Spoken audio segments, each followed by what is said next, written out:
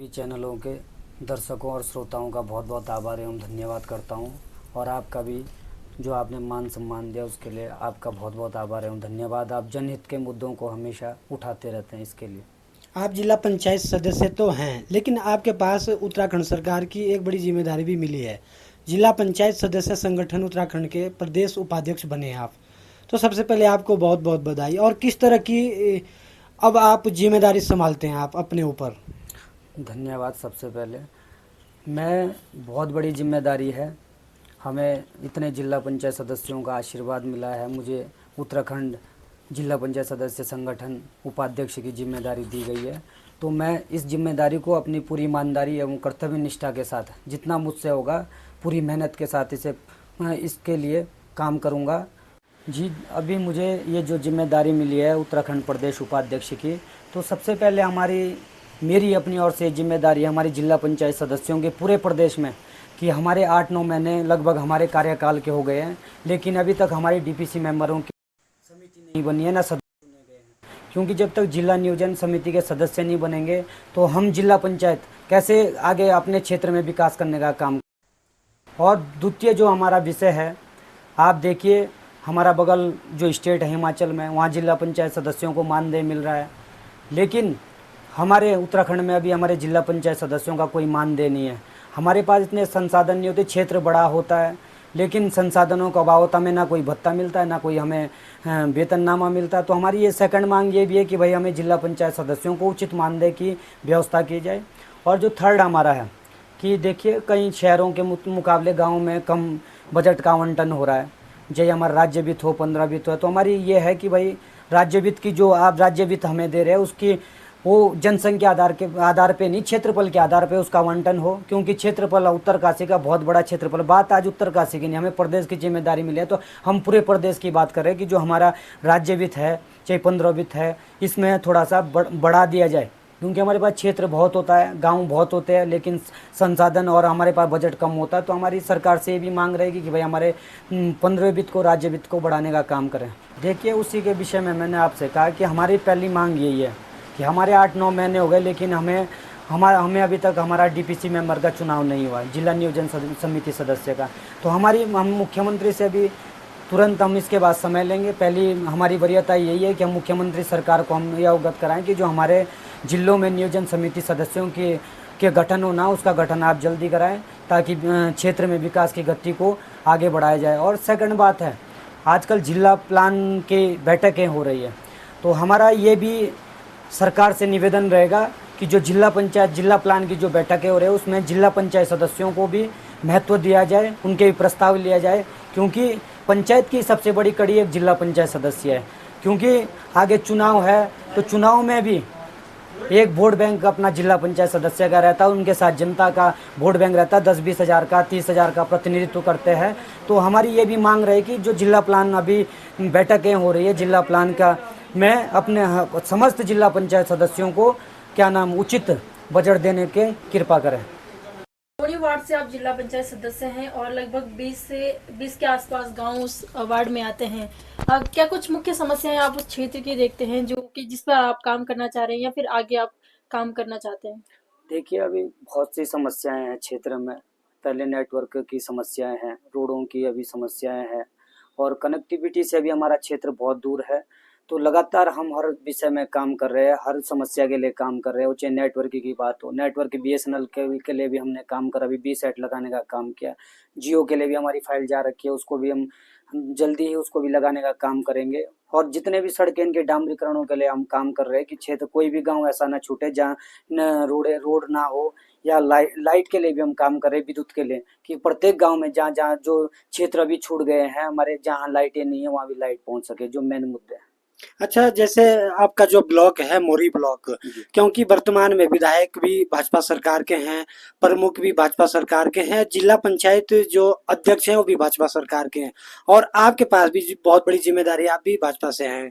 आप मुख्यतः आप अपने क्षेत्र में कौन सी असुविधाएं देखते हैं? जी, असुविधाएं हैं, सब लोग काम कर रहे हैं, ऐसा नहीं है कि कोई काम नहीं कर रहा। विधायक हो या सरकार हो या जिला अध्यक्ष जी हो, सब काम कर रहे हैं।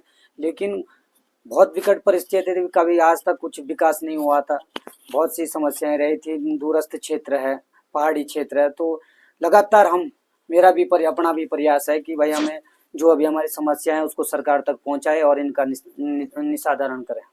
जिस प्रकार से विपक्ष कहता है कि एक तरफ जो है क्षेत्रीय विधायक है वो कहते हैं कि पुरोला विधानसभा नंबर 1 पर है विकास के उसमें, तो आप कितना कुछ विकास इस समय देख रहे हैं अपने क्षेत्र में? देखिए लगे हैं, हम ये नहीं कह सकते कि काम नहीं कर रहे हैं, काम अपने अपने स्तर से वो काम कर रहे हैं, चाहे हॉस्पिटल हो, रोडें हो, सब चीज़ों के लिए प्रयास कर रहे हैं और काम जारी है। और लगातार हमारा ये प्रयास है कि भाई जो भी समस्याएं हैं उनका समाधान हो। आप एक युवा जिला पंचायत सदस्य हैं, युवा होने के नाते आपने अपने क्षेत्र के युवाओं के लिए शिक्षा के लिए और रोजगार के लिए क्या कुछ कदम उठाए हैं या फिर क्या कुछ आप भविष्य में उठाने वाले हैं? शिक्षा के लिए हम प्रत्येक स्कूल में चाह रहे हैं कि प्रत्येक स्कूल में शिक्षकों की नियुक्ति हो और कंप्यूटर कक्षों की नियुक्ति हो, जिसके लिए हम प्रयास कर रहे हैं। और हमारा जो आपने रोज़गार की बात करी, तो हमारा क्षेत्र एक पर्यटन क्षेत्र है, जहाँ भराड़सर हो गया और क्या नाम आपका विजय टॉप बुग्याल हो गया, रूपिन पास हो गया। तो हम निरंतर, जब बीच में मुख्यमंत्री जी आए थे तब भी हमने एक प्रस्ताव विधायक जी के माध्यम से दिया था कि हमारे फरारसर के स्थल को आप पर्यटन में घोषित करने का काम करें। तो हम लगातार चाह रहे हैं कि हमारा रूपिन पास पर्यटक में घोषित हो जाए, भराड़सर हमारा क्या नाम पर्यटन में घोषित हो जाए। तो हम इनके लिए लगातार, ताकि जो हमारे लोकल लोग हैं, चाहे हमारे व्यक्ति है, किसान हैं, इनको क्षेत्र में ही रोज़गार मिल सके। मेरे 8 माह का अभी हमारा जो कार्यकाल हुआ है, ऐसा कोई गांव नहीं है, हर गांव में 2-2, 3-3, 4 बार मेरा क्षेत्र भ्रमण हो गया है। और मेरा अपने तौर पर मैंने ही प्रत्येक गाँव में जाकर एक सार्वजनिक बैठक बुलाई है, जिसमें सब लोग एकत्रित होते हैं। और मैंने उनसे पूछा है कि देखिए, हमारा इतना बड़ा बजट होता नहीं है, जिला पंचायत है, सीमित साधनों में और समस्याएं बहुत है। तो हम एक सार्वजनिक बैठक करके जो सब लोगों के गांव में जो काम होना है उसके लिए हम काम कर रहे हैं कि भैया आप हमें एक काम बताइए, जो सार्वजनिक काम है उसको करने का हम पूरा प्रयास करेंगे। भविष्य में आप मतलब अपने वार्ड के लिए क्या करने वाले हैं, कुछ खास? वार्ड के लिए मैंने आपसे कहा पहले कि चाहे शिक्षा का मामला हो, चाहे रोडों का मामला हो, चाहे क्या नाम आपके स्वास्थ्य का मामला हो। अभी मेरा एक ऐसा क्षेत्र है जहाँ अभी तक कोई हॉस्पिटल या कोई GNM NM केंद्र की सुविधा नहीं है, लोगों को 20-20, 30-30 किलोमीटर आना पड़ता है। तो मेरा भी सबसे पहला जो मेरा मुख्य मुद्दा है कि भाई स्वास्थ्य की सुविधाएं अपने क्षेत्र को मिले और उचित शिक्षा मिले, और जो गांव में सड़कें नहीं है, सड़कों का डामरीकरण हो और बिजली की आपूर्ति हो और शिक्षा में नए सुधार हो, हर वो स्कूलों में टीचरों की व्यवस्था हो। तो तमाम मुद्दे हैं जिनके लिए हम प्रयास कर रहे हैं। आपका जो वार्ड है वो बागवानी प्रधान वार्ड भी है, तो बागवानी के लिए क्या कुछ आपने इस समय प्लान बनाया है, क्या कुछ बागवानी में आप सुधार कर सकते हैं? जी, बागवानी के लिए भी हमने पहले, अभी मैं डायरेक्टर साहब 2-3 बार मिले। पहला तो हमारा है कि वहाँ पे पूरा क्षेत्र मेरा 95% ऊपर बागवानी कृषि प्रधान क्षेत्र है।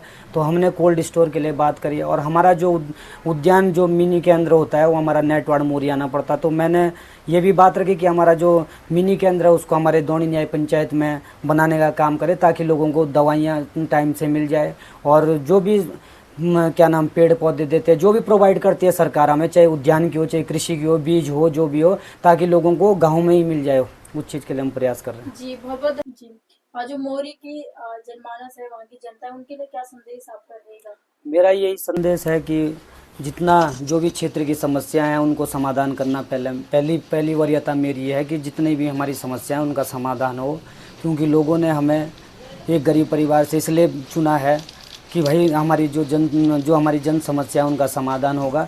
तो मैं अपनी क्षेत्र की समस्त जनता को ये विश्वास दिलाना चाहता हूँ कि मैं आपके सुख दुख में और आपकी समस्याओं के लिए निरंतर पूरा करने का प्रयास करूँगा जब तक मैं जिंदा हूँ। बहुत धन्यवाद सर। जिला पंचायत सदस्य संगठन उत्तराखंड के उपाध्यक्ष, प्रदेश उपाध्यक्ष बनने पर आपको एक बार पुनः ढेर सारी शुभकामनाएं, और आशा है कि आप युवा हैं और युवा होने के साथ साथ आप जो प्रदेश के लिए, देश के लिए, अपने वार्ड के लिए कुछ विशेष करेंगे और विकास की राह पर अपने वार्ड को लेकर जाएंगे। बहुत बहुत धन्यवाद आपका हमारे चैनल से जुड़ने के लिए। धन्यवाद।